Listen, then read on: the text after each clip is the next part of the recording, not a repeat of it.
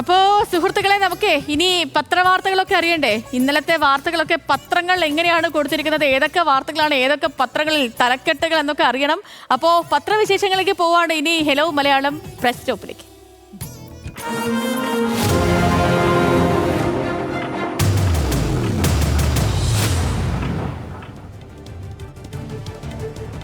ഇന്ന് പത്രവിശേഷങ്ങളുമായി എനിക്കൊപ്പം ഉള്ളത് ലിജോ വർഗീസ് ആണ്. Lijo Varghese, good morning.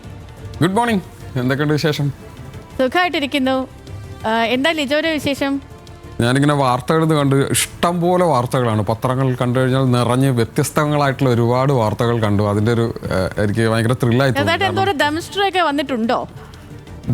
ഇല്ലല്ലോ, ഇല്ല വന്നിട്ടില്ല. ഇല്ല, ഞാൻ അത്ര ആ ഒരു പ്രേതത്തിന്റെ അവസ്ഥയിലേക്ക് എത്തിയിട്ടില്ല. ഓക്കെ ശരി. അപ്പൊ നമുക്ക് പത്രവിശേഷങ്ങളിലേക്ക് പോവാം. തീർച്ചയായും ഒരുപാട് വാർത്തകളുണ്ട്. നമുക്ക് ആദ്യം തന്നെ കേരളത്തിൽ ഇന്നലെ നടന്ന ഒരു സൈബർ തട്ടിപ്പുമായി ബന്ധപ്പെട്ട അതിൻ്റെ ആ തട്ടിപ്പിൻ്റെ വ്യാപ്തി എത്രത്തോളമാണ് എന്നുള്ളതാണ്. അതിൽ മാധ്യമം പത്രത്തിലാണ് ഹെഡ്ലൈനായ വാർത്തയുള്ളത്. സൈബർ തട്ടിപ്പിന് പൂട്ട് എന്നുള്ളതാണ്.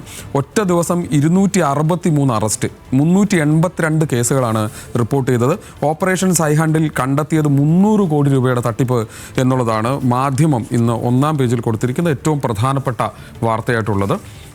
തലക്കെട്ട് കൊണ്ട് അത് ദീപികയിലെ വാർത്ത കൂടി ഒന്ന് പറഞ്ഞു പോകാമെന്ന് വിചാരിച്ചു. പ്രബുദ്ധ മലയാളിയുടെ 300 കോടി ഷൂ എന്നുള്ളതാണ് ഓപ്പറേഷൻ സൈഹാൻഡിൽ കണ്ടെത്തിയത്. ബാക്കിയുള്ള തുകകളുടെ കാര്യങ്ങൾ മുഴുവൻ പറയുന്നുണ്ട്. തട്ടിപ്പിന് ഇരകളാക്കപ്പെട്ടവരുടെ പണം വീണ്ടെടുക്കാൻ പോലീസിന് വലിയ വെല്ലുവിളിയാവും. പണം പോയത് മുഴുവൻ ഓൺലൈൻ ട്രേഡിങ്ങിലൂടെയാണ് എന്നുള്ള വാർത്തയാണ് ദീപികയും വലിയ വാർത്തയായി, അത് 5 കോളം വാർത്തയായി വലിയ വാർത്തയായി കൊടുത്തിട്ടുണ്ട്.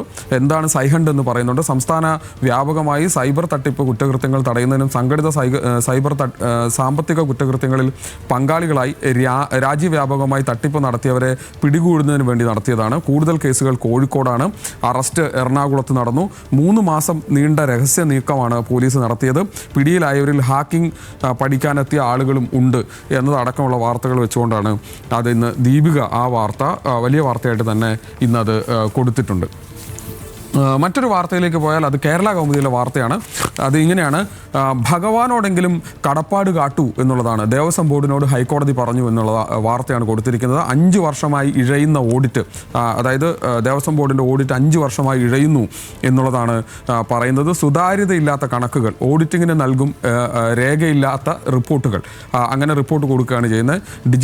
ഡിജിറ്റലൈസേഷൻ ഫോട്ടോ ഇടുന്നതല്ല, ഓൺലൈൻ ഡിജിറ്റലൈസേഷൻ എന്ന പേരിൽ ഫോട്ടോ എടുക്കുക മാത്രമാണ് ചെയ്യുന്നത് അടക്കമുള്ള കാര്യങ്ങൾ പറഞ്ഞുകൊണ്ട് വലിയൊരു വാർത്തയായി ഇന്ന് കേരള കൗമുദി ദേവസ്വം ബോർഡിൻ്റെ ഉള്ളിൽ നടന്നുകൊണ്ടിരിക്കുന്ന ക്രമക്കേടുകൾ, അതിൽ കണക്ക് ഉൾപ്പെടെയുള്ള കാര്യങ്ങളിൽ വലിയ ക്രമക്കേടുണ്ടാവുന്നു എന്നുള്ള കാര്യം പറഞ്ഞുകൊണ്ട് ഇന്ന് കേരള കൗമുദി അത് ഒന്നാമത്തെ പേജിൽ ആ വാർത്ത ഇന്ന് കൊടുത്തിട്ടുണ്ട്.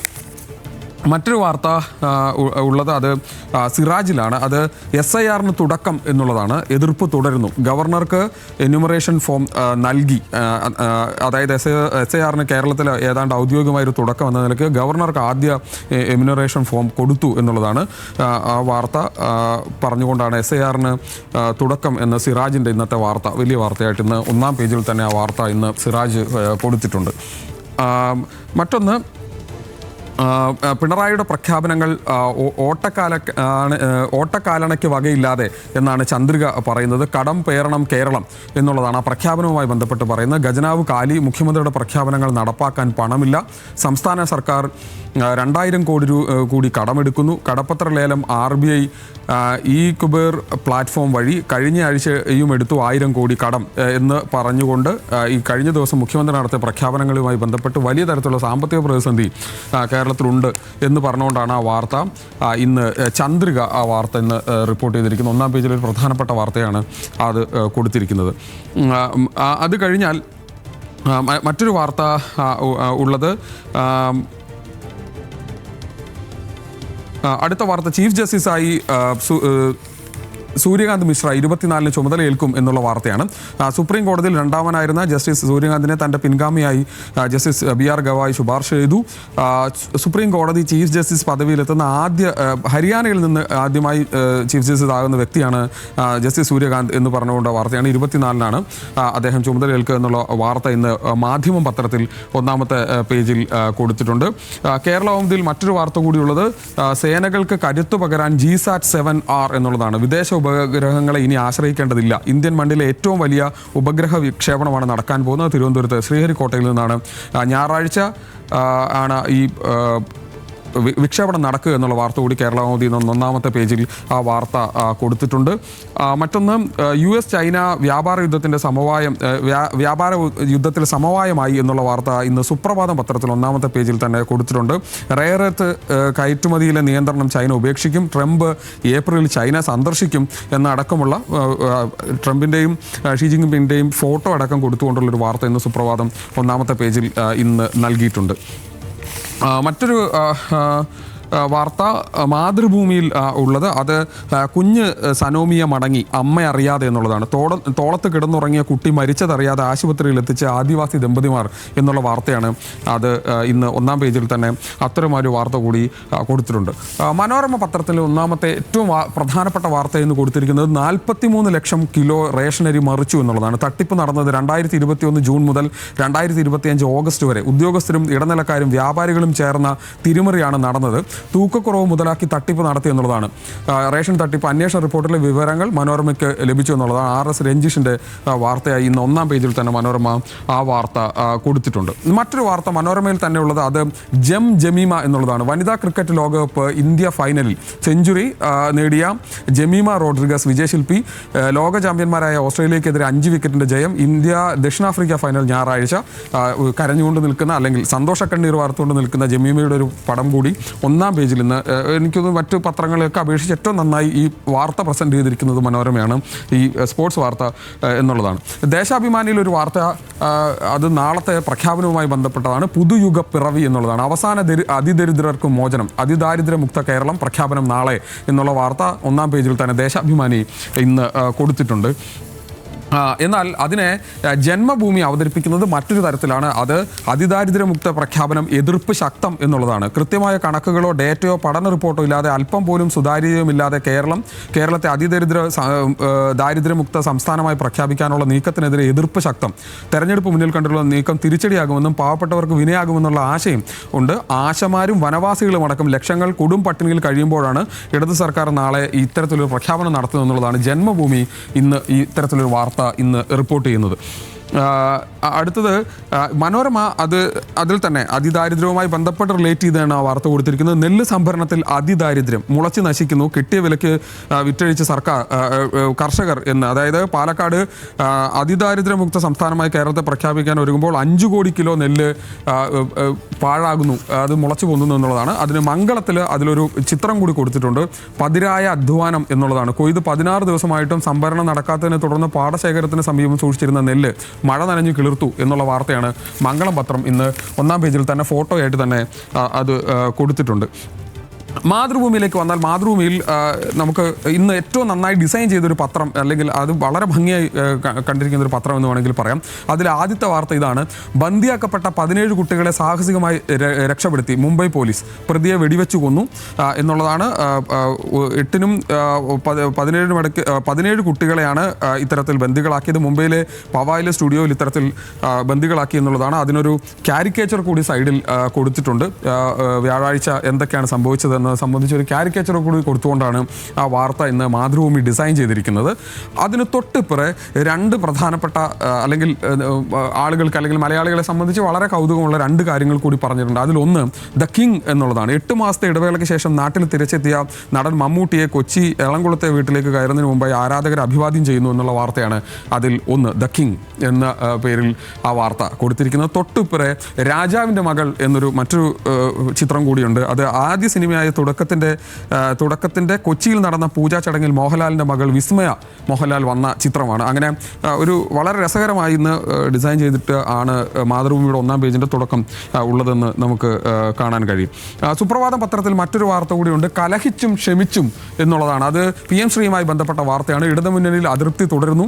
മന്ത്രി അനിൽ അപമാനിച്ചെന്ന് മന്ത്രി ശിവൻകുട്ടി, മോശമായതൊന്നും പറഞ്ഞില്ലെന്ന് മന്ത്രി അനിൽ, MA ബേബിയോട് ക്ഷമാപണം നടത്തി പ്രകാശ് ബാബു, ഖേദം പ്രകടിപ്പിച്ച് AIYF എന്ന അടക്കമുള്ള വാർത്തകൾ വെച്ചാണ് സുപ്രഭാതത്തിൽ 1-ാം പേജിലെ പ്രധാനപ്പെട്ട വാർത്ത ഇന്ന് അവർ നൽകിയിരിക്കുന്നത്. നൽകാമെന്ന് സമ്മതിച്ച കേന്ദ്ര ഫണ്ടും തടഞ്ഞു എന്ന് ഉള്ളൊരു വാർത്ത കൂടി ഉണ്ട്. അത് മനോരമയിലാണ്. PM ശ്രീ മരവിപ്പിക്കൽ മുടങ്ങിയത് SSK കുടിശ്ശികയുടെ ആദ്യ ഗഡു. PM ശ്രീ പദ്ധതി നടപ്പാക്കുന്നത് മരവിപ്പിക്കാൻ സംസ്ഥാന സർക്കാർ തീരുമാനിച്ചതിന് പിന്നാലെ സമഗ്ര ശിക്ഷ കേരളം വഴിയുള്ള കേന്ദ്രം നൽകാമെന്ന് സംബന്ധിച്ച കുടിശ്ശികയുടെ ആദ്യ ഗഡുവും മുടങ്ങി. ധാരണാപത്രത്തിൽ ഒപ്പിട്ടതിന് പിന്നാലെ ആദ്യ ഗഡുവായി 319 കോടി രൂപ നൽകാമെന്നുള്ള കാര്യത്തിലാണ് ഇപ്പോൾ വീണ്ടും അത് തീരുമാനമാകാതിരിക്കുന്നത് എന്നുള്ള വാർത്തയാണ് ഇന്ന് മനോരമയിൽ ഉള്ളത്. മറ്റൊന്ന് മെട്രോ വാർത്തയിൽ ഉള്ള ഒരു വാർത്തയാണ്. ആ വാർത്ത ഇങ്ങനെയാണ്: 6 മാസത്തെ ഇളവ് പ്രഖ്യാപിച്ച US എന്നുള്ളതാണ്. ചബഹാർ തുറമുഖത്തിന് ഉപരോധം, 6 മാസത്തെ ഇളവ് പ്രഖ്യാപിച്ച US. ഇളവ് ഇന്ത്യക്ക് നിർണായകം. അതായത് അവിടെ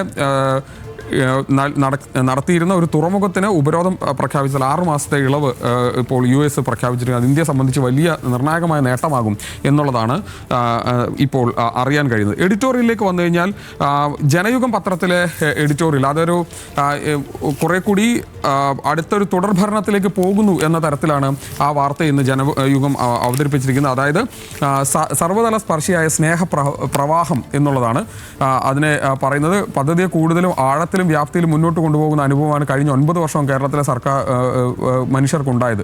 അത്തരത്തിലുള്ള നീക്കവുമായി മുമ്പോട്ട് പോകും. അതായത് ഒരു തുടർഭരണ നീക്കത്തിലേക്ക് പോകുന്നതിൻ്റെ ഭാഗമായിട്ടുള്ള പ്രഖ്യാപനങ്ങൾ എന്ന നിലയിലാണ് അതിനെ ഇന്ന് ജനയുഗം അവതരിപ്പിച്ചിരിക്കുന്നതെങ്കിൽ ചന്ദ്രിക അതിനെ അവതരിപ്പിച്ചിരിക്കുന്നത് മറ്റൊരു തരത്തിലാണ്. അതിങ്ങനെയാണ്: ഇരുട്ടുകൊണ്ട് ഓട്ടയടയ്ക്കുന്ന സർക്കാർ എന്നുള്ളതാണ്.